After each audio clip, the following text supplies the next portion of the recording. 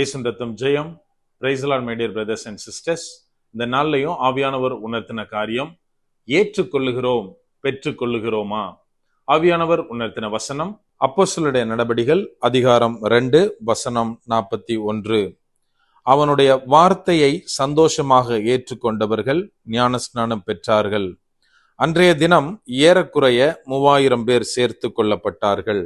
Then they that gladly received his word were baptized, and the same day there were added unto them about 3000 souls.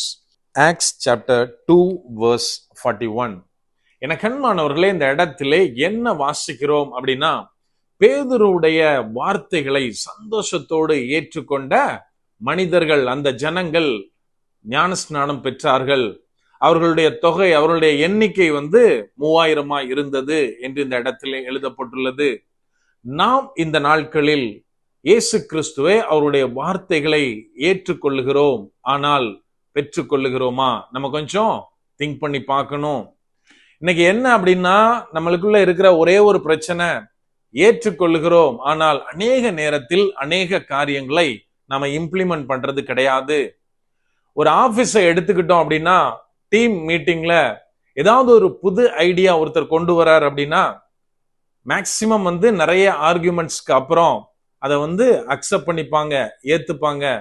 ஆனா அது எப்போ fulfil ஆகும் அப்படின்னா, அந்த ஐடியாவை ஒவ்வொருத்தரும் தங்களுடைய காரியங்களில், தங்களுடைய ஒர்க்ல இம்ப்ளிமெண்ட் பண்ணாதான் அதனுடைய சக்சஸ் ரேட்டை அவங்க பெற்றுக்கொள்ள முடியும். எனக்கு தெரிஞ்ச ஒரு அங்கிள் ஒருத்தர், நியர்லி 80 இயர்ஸ் அவருக்கு, நல்ல ஒரு மனுஷர். அதாவது அவர்கிட்ட பேசும்போதுல எப்பவுமே அவர் வாயை திறந்தாலே வசனமா தான் பேசுவாரு. ஒரு ட்ரெடிஷ்னல் சர்ச் பேக்ரவுண்ட்ல உள்ளவர். ஆனா எப்படின்னா, நம்ம கூட பேசும்போதுல அவரு, தம்பி, மத்தேயுல இந்த அதிகாரத்துல இந்த வசனத்துல இயேசு இப்படி சொல்றாரு, ரோமர்ல பால் இந்த வசனத்துல இப்படி சொல்றாரு அப்படின்னு நிறைய காரியத்தை பேசுவாரு. ஈவன் நம்மளுக்கு நான் ஏபிசிடி கூட பைபிள்ல பார்க்காம தெரியாது. ஸோ நிறைய எனக்கு அவரை பார்த்து ஆச்சரியமா இருக்கும், எப்படி இந்த அங்கிள் இவ்வளவு தெளிவா வசனத்தை கிளியரா பேசுறாரு அப்படின்னு. ஆனா அவர் நான் ஒரு நாள் கேட்கிறேன், ஞானஸ்தானத்தை பத்தி அவர்கிட்ட கேட்கும் போதுல அவர் சொல்றாரு, இல்ல தம்பி, எனக்கு சத்தியம் தெரியும், இயேசு கிறிஸ்து தெரியும், எல்லாம் தெரியும். பட் என்னன்னா, நான் இந்த சபை பின்னணியில தான் நான் பிறந்தேன். சரி, ஓகே, கடைசி வரைக்கும் இதுல இருந்துடலான்னு சொல்லிதான் நான் ஞானஸ்தானம் வாங்கல அப்படின்னு சொன்னாரு. அப்படியான நம்ம கொஞ்சம் யோசித்து பார்க்கணும், இவருடைய வாழ்க்கையில் அந்த ரட்சிப்பினுடைய காரியம் ஃபுல்ஃபில் ஆச்சா அப்படின்னா கிடையாது. அதாவது இவர் ஏற்றுக்கொண்டு விட்டார், ஆனால் தன்னுடைய வாழ்க்கையில் பெற்றுக்கொள்ளவில்லை. இங்க வசனத்துல என்ன வாசிக்கிறோம் அப்படின்னா, பல மொழி பேசுகிற மனிதர்கள் பல பயங்கரமா கூடியிருக்காங்க. அந்த இடத்துல பரிசுத்த ஆவியானவராலே ஏவப்பட்டு பேதுரு பேசுறாரு. இயேசு கிறிஸ்துவை குறித்து அவர்களுக்கு பேசிட்டு லாஸ்ட்ல என்ன சொல்றாருன்னா, மனம் திரும்பி பாவ மன்னிப்பு கேட்ட ஞானஸ்நானம் பெறுங்கள் அப்படின்னு.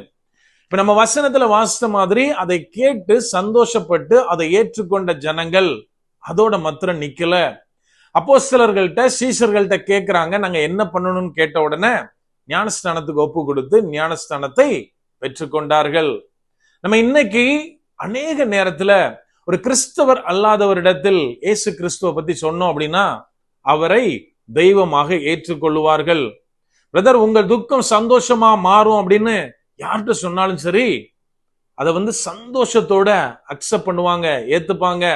ஆனால் தங்களுடைய சொந்த இரட்சகராக இயேசு கிறிஸ்துவை அவர்கள் ஏற்றுக்கொள்ளாததினாலே, அவர்களுடைய 10 கடவுள்ல இவரையும் ஒரு 11வது கடவுளா அவர்கள் பார்க்கிறதுனாலே, அவர்கள் ஏற்றுக்கொண்ட அந்த வசனம், உங்கள் துக்கம் சந்தோஷமாக மாறும் என்ற காரியம் அவருடைய வாழ்க்கையில பெற்றுக்கொள்ள முடியாமல் போகிறது.